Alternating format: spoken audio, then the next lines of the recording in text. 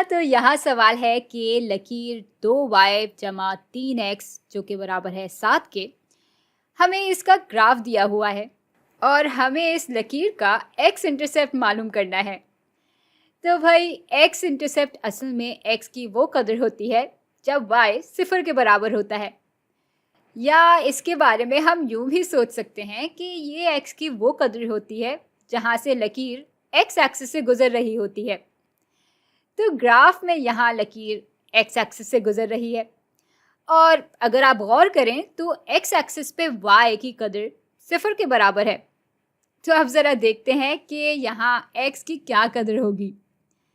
भाई ग्राफ में इतना तो हमें दिख रहा है कि x की कदर 2 और 3 के दरमियान है, लेकिन जाहिर सी बात है हम अंदाजे से इसकी कदर थोड़ी मालूम कर सकते हैं। तो चलें x की बिल्कुल ठीक कदर मालूम करने की कोशिश करते हैं। अब बुनियादी तौर पे हमें मालूम ये करना है कि जब y की कदर 0 के बराबर होगी तो x की कौन सी कदर इस इक्वेशन पे पूरा उतर रही होगी। तो ऐसा कर लेते हैं कि y की जगह 0 रख के हम इस इक्वेशन को x के लिए हल कर लेते हैं। हाँ, तो अब 2 ज़रब 0 जमा 3 ज़रब x बराबर होगा 7 के।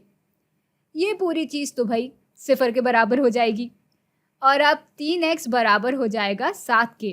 तो यहाँ पे अब हमें क्योंकि x की कदर मालूम करनी है तो हमें x को अलग करना होगा और अलग करने के लिए हम इक्वेशन के दोनों हिस्सों को 3 से तकसीम कर लेंगे।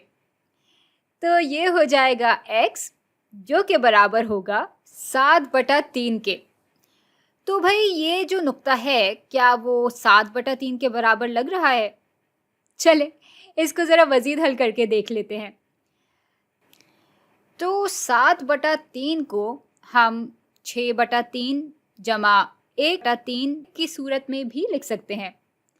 भाई 6/3 बराबर होते हैं 2 के, तो ये पूरी चीज़ 2 और 1/3 के बराबर होगी और ये नुक्ता बिल्कुल 2 और 1/3 के ही बराबर लग रहा है।